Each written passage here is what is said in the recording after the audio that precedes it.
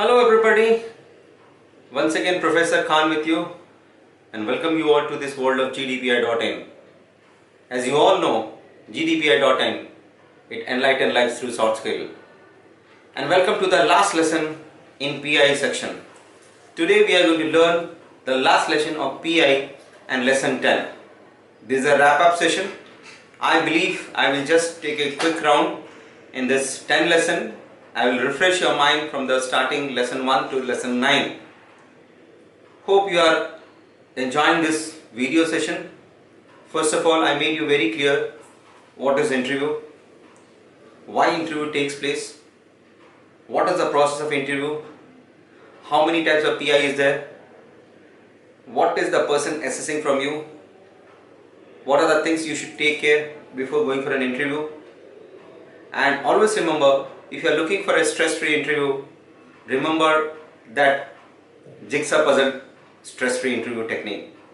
Believe me, once you adhere to the jigsaw puzzle interview technique, you will be come out successfully in any type of interview, whether it is a personal interview or Skype round or a telephonic interview.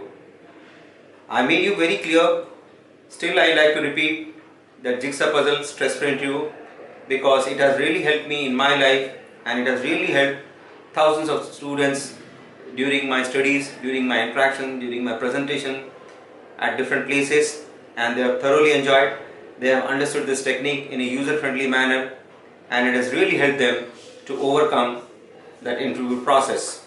Once again I repeat, stress-free interview basically depends on your mindsets, and there are 3 sections, so keep 3 sections in your mind. One called section A, one is called section B, and one is called section C.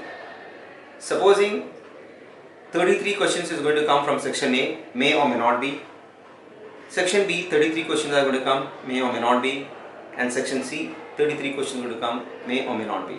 So what I did, I divided section A as a personal section, section B as a professional section, and section C as a organizational section. So section A divided into 2 parts, A1 and A2. I repeat once again, it divided into 2 parts. One is called A1 and A2. A1 is basically nothing. Whatever you have written on your CV, bio or resume, the person is going to ask. Because most of the time we are not well versed with our interview process. We don't know what are the techniques. And trust me, once you know all these things, it becomes very easy for you to understand the CV. Supposing you have written even a small thing into this, I love to play reading books. Then my next question is, what kind of books? You say motivational books. Then I say, who is Sir Khera? Who is Chetan Bhagat? Who is Robin Sharma? And if you don't know all these people and claim yourself that I am reading my motivation books, it's of no point. So remember, whatever you are writing, a small thing in your CV, biodata or resume, you are supposed to know the answer.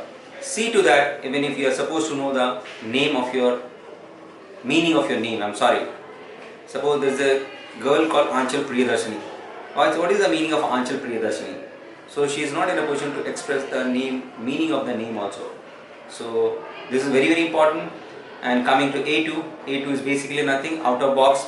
Here 10 type of questions are being asked. I'm sorry, last time I told you about 9 questions. It was not 9. One more to be added, that's called probing question. So I like to repeat: open question, closed question, hypothetical question, road-based question, stress question, emotional question, knowledge-based question, case-based question, and probing questions. Let me explain in just 60 seconds what is called probing question. Probing question is very, very important. Most of the time it speaks of your analytical skill, it speaks of your logical reasoning, whether you know the reason or not. Once again I repeat, there are questions are there, they want to repeat or not, because you are supposed to know the facts and figures, you are supposed to know the in-depth of the probing question. Probing is basically nothing. Once again I repeat, it's an analytical bent of mind, problem solving attitude, how you think, how you interpret, and logically how you defend or prove yourself. That's all about your probing questions. So section A is over, section B is basically nothing. From the books, beyond the books, whatever you are studying in the university curriculum or a school curriculum or whichever the level or a professional studies, you are supposed to know all the subject knowledge. Most of the time we are supposed to know at best 50 to 100 words, meaning and implications, be it HR, be it finance, be it marketing, whatever may be. Suppose in context to HR, if I say what is KRA, if I say what is called attitude, what is called perceptions, what is called Maslow's law, what is called ego, if you don't know the right answer of this kind of basic things, then it's very difficult. And at the same time, you should have a good writing skill. Supposing if you are going for an HR interview, if you don't know how to write an resignation letter or an appointment letter, then I'm sorry, you will not be hired. Even students are there, they are not in a position to take an interview, to take a call, to fix an appointment.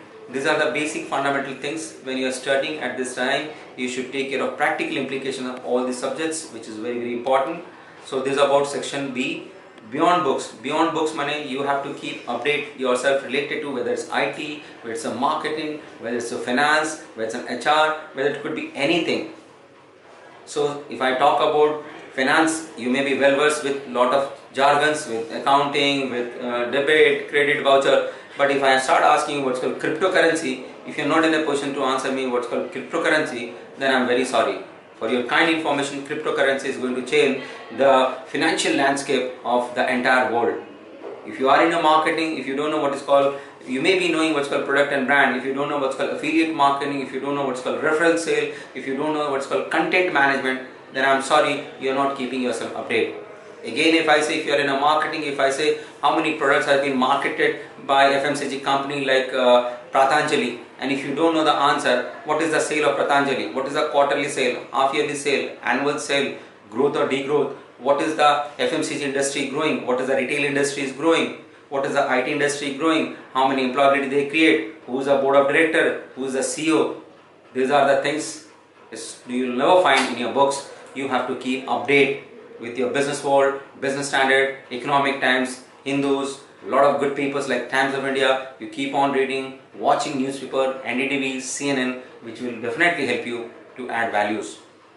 Now coming to B2, B2 is once again is nothing absolutely related to your internship or the job experience what you had in the past.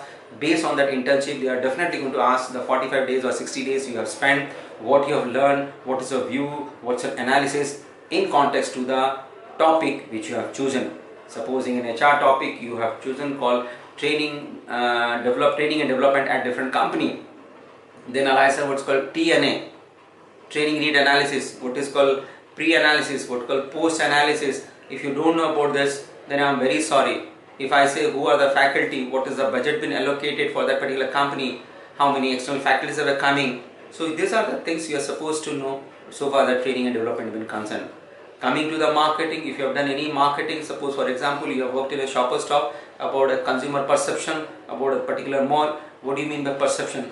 How many customers you have interacted? What is the view? How you are going to take this company to the next level? So these are your management students are supposed to know the critics, compliments, statistics, all these facts and figures in the fingertips, so that it become very easy to explain logically whenever you are going for interview. Same in the case with finance, I don't want to repeat again. So you have to clear all these fundas when what you have done in your internship. So remember, B2 is confined to your internship or a job experience. Based on that question is being asked. That question could be 2, 3, 4, whatever may be. Coming back to section C, section C is basically nothing. It's all about your industry, which type of industry you are looking, because everyone knows there is a primary industry, secondary industry and tertiary industry. And tertiary industry is called to be service industry.